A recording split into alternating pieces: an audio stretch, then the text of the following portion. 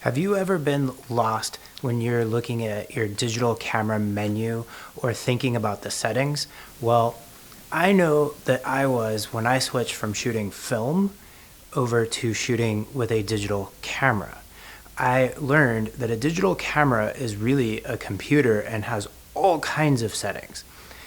I had a person leave me a comment that they just switched from film and was asking me what my settings were.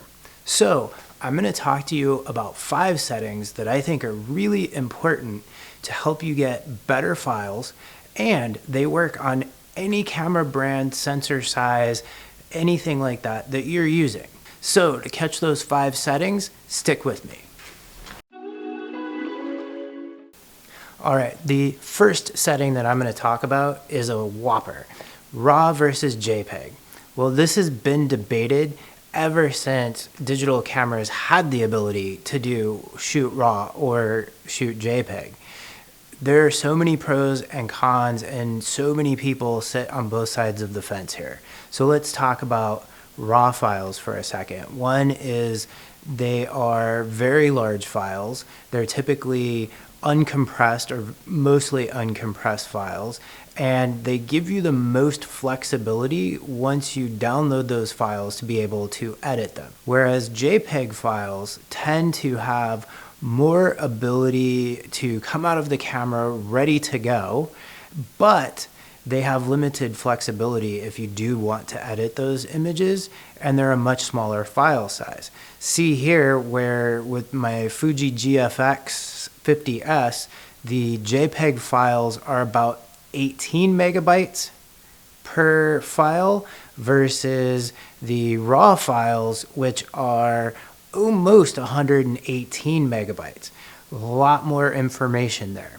So what setting do I use? Well, I use RAW, and the reason why I use RAW is because of that bigger file size. I want the flexibility to go back and use photos that I might have taken years ago.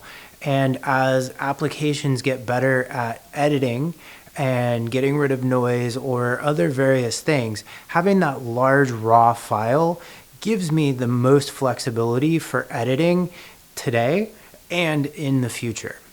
All right, the next setting I am going to talk about is color space. Typically, there are 2 types of color spaces that you can choose from.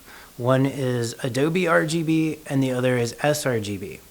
sRGB is typically what the internet is based on, and Adobe RGB is a larger color space than sRGB. So both of these do have their pros and cons based on what you're doing with your files. So just to be clear here though, if you're shooting RAW, the color space does not affect your file, but it does affect what you see in your viewfinder. So with electronic viewfinders, the color space becomes more important. And I tend to lean towards Adobe RGB because I print my work. And so my output is in Adobe RGB.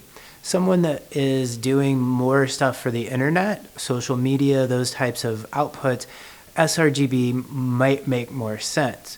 I will also say here that as newer cameras get better and better screens on them, this becomes more important versus, say, an older camera where the color gamut on the screen, you couldn't even see the difference. The third setting that I'm going to talk about is picture style. While this does not affect RAW files, it is still very important. First of all, it affects JPEGs. Second of all, it affects how you're looking at your screen on your camera. And for me, I like to keep this at neutral or standard. It really kind of depends on the camera that you're shooting with, whether it's Canon, Nikon, Sony, Fuji. There's going to be something that's kind of in that middle ground that's just very neutral. I tend to like to stay there so that I'm not looking at stuff super saturated in my viewfinder if I'm shooting RAW, and if I need to do a quick JPEG for somebody, I don't spit something out that looks completely wrong and gives me flexibility to adjust a little bit each way. The next setting I'm going to talk about is actually two settings in one, but they're so close to each other that I'm going to talk about them at the same time. And that is long exposure or high ISO noise reduction. So this is an option that you can put into a lot of cameras. You can either turn it on or off. And I tend to leave mine on, and I leave it at a low level or a standard level. These types of things are really important for people that do a lot of low light, high ISO images like street photography, say, or astrophotography, or those kinds of things. I tend to leave them on just so that I don't forget, and I keep them at a low level so that the camera doesn't overcompensate and cause the files to be a little soft. I do have 3 to 4 applications that I use in post-processing for noise reduction, and I use different ones for different reasons, but the main thing with a noise reduction application versus the camera is that it allows you to reduce the noise as much or as little as you want, and you can see it on the screen. Whereas if you go too high with the camera, you're just leaving it up to the camera to make that decision.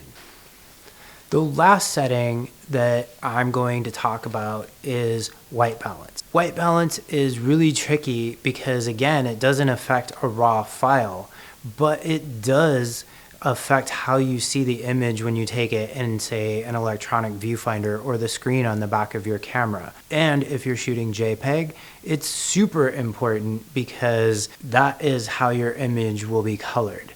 So there's a couple of ways to handle white balance. One is you can just set it on auto white balance and hope that it gets it right, or you can set it to the type of environment that you're in. And that seems more complicated than what it is, but you can set it for daylight if you're outside. You can set it for, if you're under fluorescent lights, set it for that kind of setting. Your camera should have settings that will allow you to get really, really close with these things. And I would say that's probably a good place to start. You can also start going in and changing the Kelvin yourself, but that starts getting a little bit more complicated and a little bit more in-depth and takes a little bit more practice. I set my white balance based on the setting of where I'm at, and that generally gives me a very good reading on my camera so that I can see what type of light I'm getting, and then I can go back and in my raw file, I can adjust my white balance to what I want. Okay, that was a lot of information, and I'm gonna try and sum some of it up for you really quickly and say, if you shoot raw, a lot of these settings do not affect your file, but they do affect how you see the images you're taking in your electronic viewfinder or on the panel on the back of your camera. So they are super important. If you shoot JPEGs, these settings totally affect the output of your file and are super important into what your images will look like. I hope that sharing these settings with you and sharing what I use for my settings will help you so that you can get the image files that you want. Digital cameras are just little computers, and they have a ton of settings.